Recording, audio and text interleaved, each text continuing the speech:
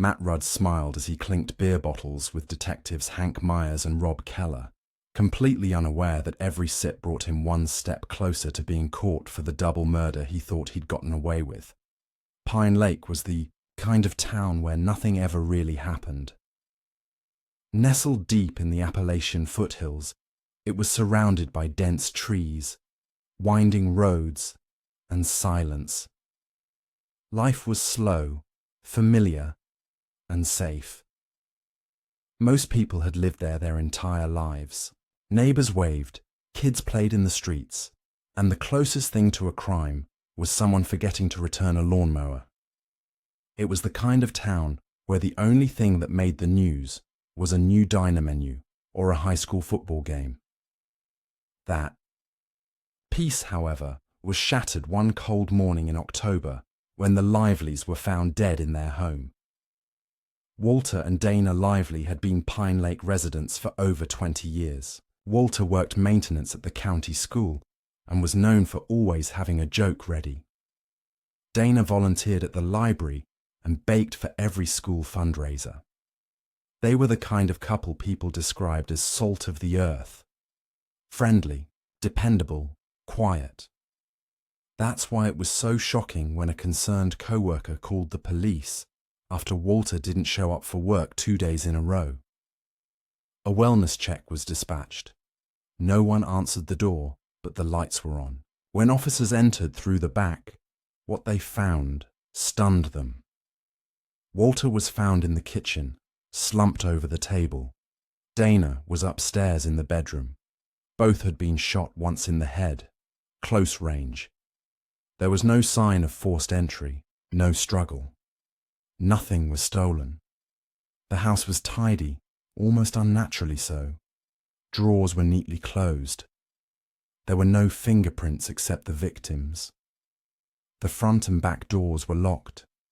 Whoever did it had either been let in or already had access. It didn't look like a burglary gone wrong. It looked deliberate, calculated, cold. The police immediately sealed off the area. News of the murders spread through the town in hours. People were in disbelief. In a place like Pine Lake, this just didn't happen. There was no reason, no explanation, and that uncertainty made it worse. Families started locking their doors for the first time. Strangers were eyed with suspicion. Rumors spread fast. Some said it was a drifter. Others whispered it had to be someone local. But no one could understand why anyone would want to hurt the Liveleys. Detective Hank Myers, a seasoned but low-profile investigator, was called in to take the lead. He'd worked plenty of thefts and domestic disturbances, but nothing like this. As he surveyed the scene, he noticed how sterile it felt, like someone had gone to great lengths to erase themselves from it. No DNA, no blood, trail, not even a partial footprint. The only thing left behind was fear. What troubled him most was how quickly the town's atmosphere changed. Within a day, Pine Lake felt colder, not just because of the season. People spoke in hushed tones. Children were kept indoors. A community that once felt safe now questioned everything. And at the center of it all was a single, terrifying question. No one could answer. Who would kill Walter and Dana Lively? And why? Detective Hank Myers and his partner, Rob Keller, began their investigation the way they always did, with the basics. They talked to the neighbors, the family, and anyone who had seen the Liveleys in the days leading up to the murders. But the conversations led nowhere. Everyone had the same things to say. Walter and Dana were kind, generous, and quiet. They didn't have enemies. They kept to themselves, paid their bills on time, and lived a simple life. It was like trying to solve a puzzle with missing pieces. The crime scene didn't offer much help either. The forensic team found no signs of forced entry, no usable fingerprints, no foreign hairs, and no traceable shoe prints. The killer had cleaned up or hadn't left much to begin with. It was as if someone had come in, done exactly what they planned, and left without a single mistake. Myers knew this wasn't a random act. This was someone who either knew the Liveleys well or had studied them long enough to know how to get in and out without leaving a trail. As the detectives dug deeper into the Liveleys' lives, they checked phone records, emails, bank statements, and even their library history. Nothing stood out. There were no threatening messages, no sudden cash withdrawals, no signs of fear or unusual behavior in the days before their deaths. It was as if they had gone to bed one night and simply didn't wake up the next morning. One name kept popping up during the interviews: Matt Rudd. He wasn't a suspect, not at first, just someone who had recently done handyman work on the Liveleys' property. He had fixed a broken gutter, repainted a back room, and helped with some light electrical work. Several neighbors remembered seeing his truck parked in front of the Liveleys' house more than once over the summer. When the detectives brought him in for questioning, Matt came across as helpful and open.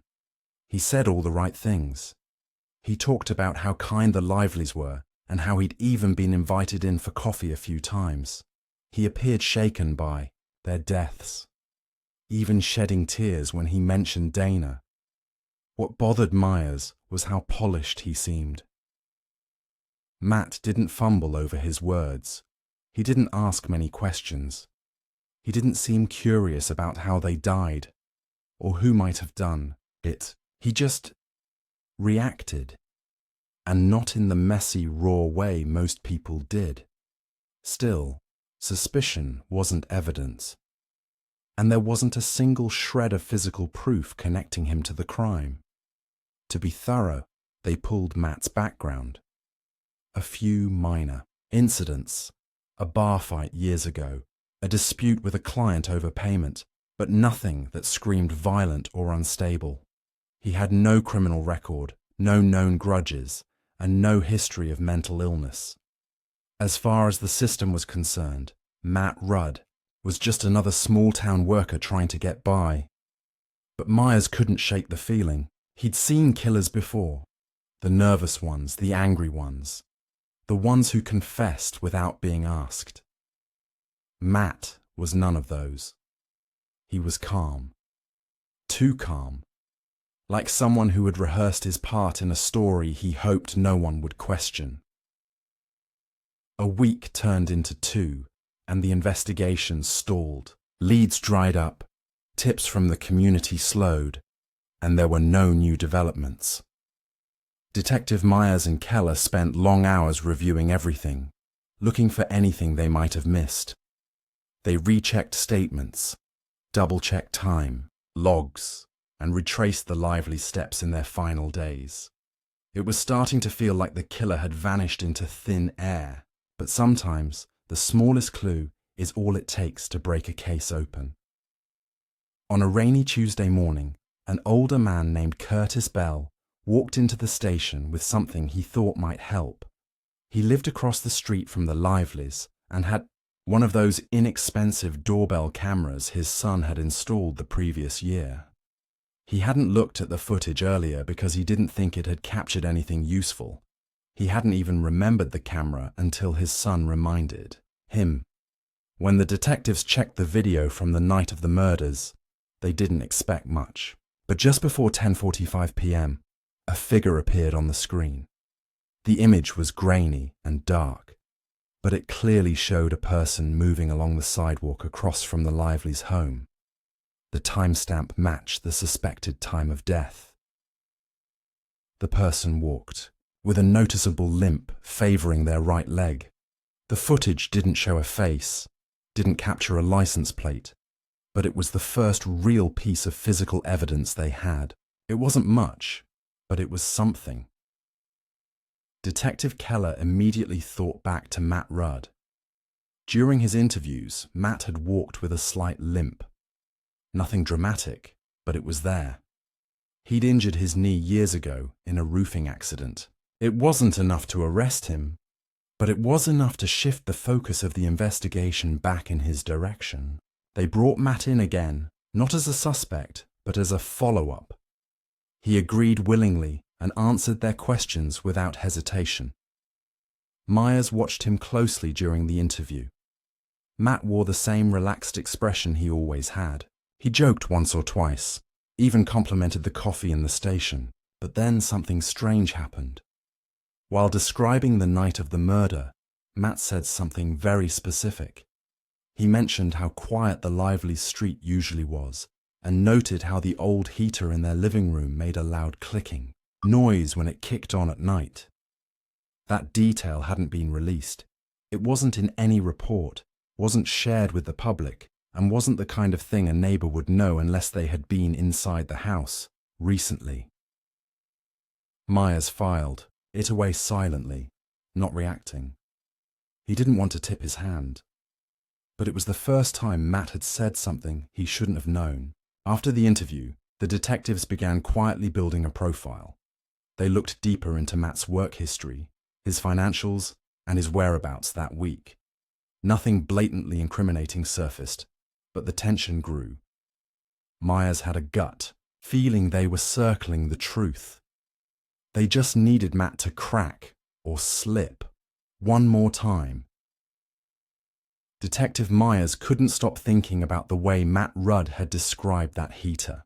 It wasn't just the detail itself. It was the way he had said it, casually, as if remembering something ordinary. But the heater wasn't ordinary. It was old, loud, and very distinctive. Only someone who had been inside the house at night would know how it sounded. Still, a detail like that wasn't enough for an arrest. The case needed something more, something solid. So Myers made a bold decision, one that blurred the lines between strategy and risk. He suggested to Keller that they get closer to Matt, not as officers, not in an interrogation room, but as equals, friends even. Keller was skeptical, but Myers believed Matt was too controlled in formal settings. If they could lower his guard, make him feel safe, maybe he would reveal more than he realized. It wasn't standard procedure, and it certainly wasn't encouraged, but desperation often calls for unusual tactics. They reached out to Matt under the pretense of wanting to follow up on a few things informally. Instead of bringing him to the station, they invited him out to a local bar just off the main road. Matt agreed without hesitation, even joking that he could use a break from all the drama. That night, they met at a rundown place called Darby's, known more for its cheap beer than anything else. The place was half empty, lit with neon signs and filled with the low hum of country music. From the start, Matt was relaxed. He ordered a drink, talked about hunting season, laughed at stories from their younger days in Pine Lake. He didn't seem nervous or defensive. In fact, he seemed to enjoy their company. The three men drank slowly, easing into the conversation. Keller asked about Matt's work, the odd jobs he'd done, and eventually circled back to the Lively's. That's when things started to shift. Matt began reminiscing. He spoke about how nice Dana was, how Walter offered to overpay him for a paint job he didn't finish. Then came another slip. Matt mentioned how the Lively's always turned off their porch light at 10 p.m. sharp. That wasn't public knowledge, either. The detectives had reviewed their home surveillance. It showed the light going out almost like clockwork. It was another small, chilling detail only someone familiar with their habits could know. Matt chuckled as he said it, unaware of the trap he was walking into. The conversation moved on, and the detectives let it. They didn't challenge him. They didn't confront him. They just kept drinking, listening, watching. Each detail Matt shared painted a clearer picture of someone who knew the Lively's far more intimately than he claimed. It wasn't a confession, but it was enough to confirm what Myers had suspected all along. Matt Rudd was hiding something. When the night ended, the detectives walked out of the bar with more than they came in with. They had a suspect who was starting to unravel, not through pressure, but through comfort. Matt didn't know it yet, but his casual night out had just sealed his fate. The morning after the bar meeting, Detectives Myers and Keller met early at the station. Neither of them had slept much. They reviewed every word Matt Rudd had said over those beers, replaying each moment in their heads. Two comments stood out: the heater and the porch light. Two details that should have been meaningless unless Matt had been inside the Lively's house the night they were murdered. The detectives decided it was time to act. They would bring Matt in officially, search his property, and finally put the pieces together. But when they arrived at Matt's trailer on the edge of town, something was wrong. The driveway was empty. No truck. The curtains were drawn tight, and no lights were on. They knocked several times. No answer. After getting a warrant, they entered the trailer, expecting to find Matt, maybe trying to skip town or destroy evidence, but he wasn't there.